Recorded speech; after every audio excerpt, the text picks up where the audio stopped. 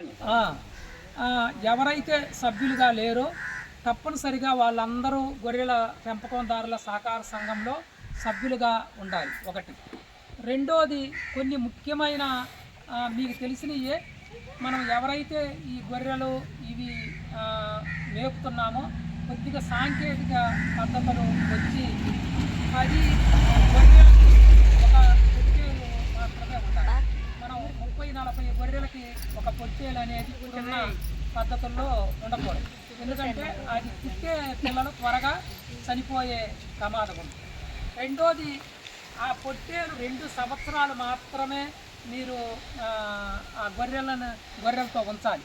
2 సంవత్సరాల తర్వాత దానిని ఉంచకూడదు. దానివల్ల కూడా చాలా వ్యాధులు వచ్చే అవకాశం ఉంది. ఇక మూడోది మనం ఏదైతే గొర్రెలు ఉంటున్నాయో ఆ దొడ్డి ఏదైతే ఉందో అది చాలా పరిశుభ్రంగా ఉండాలి.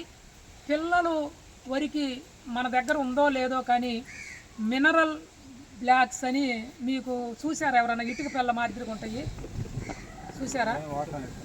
అసలు చూసారా? చూడలా.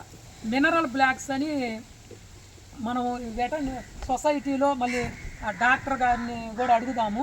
ప్రతి జిల్లాలో గొర్రెలు పెంపకందారుల సొసైటీ ద్వారా మినరల్ బ్లాక్స్ అని మన ఇటుక పిల్లల్లాగా ఉంటాయి. ఈ గొర్రె పిల్లలు ఏవైతే ఉన్నాయో మనం గొర్రెల్లో నుంచి వీటిని వేరు చేసి అవి సపరేట్గా మనం కట్టేయాలి. ఎందుకంటే ముళ్ళది ఉందనుకోండి వాటికి అవి పొడుచుకొని కళ్ళు కూడా ప్రమాదం ఉంది. వీటికి మనం ఇటుక పిల్లలాగా ఉంటే ఏలాడదీస్తాం మినరల్ బ్లాక్, అవి నాగతయ్యాయి.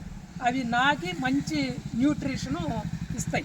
అంటే తల్లి దగ్గర పాలు తక్కువ ఉన్నా కూడా ఇవి తల్లి ఇచ్చే పాల కంటే శక్తివంతలు. ఇవి మనము సొసైటీ ద్వారా మనము ఒకసారి జేడీ గారు వాళ్ళని కలిసి మనము ప్రయత్నం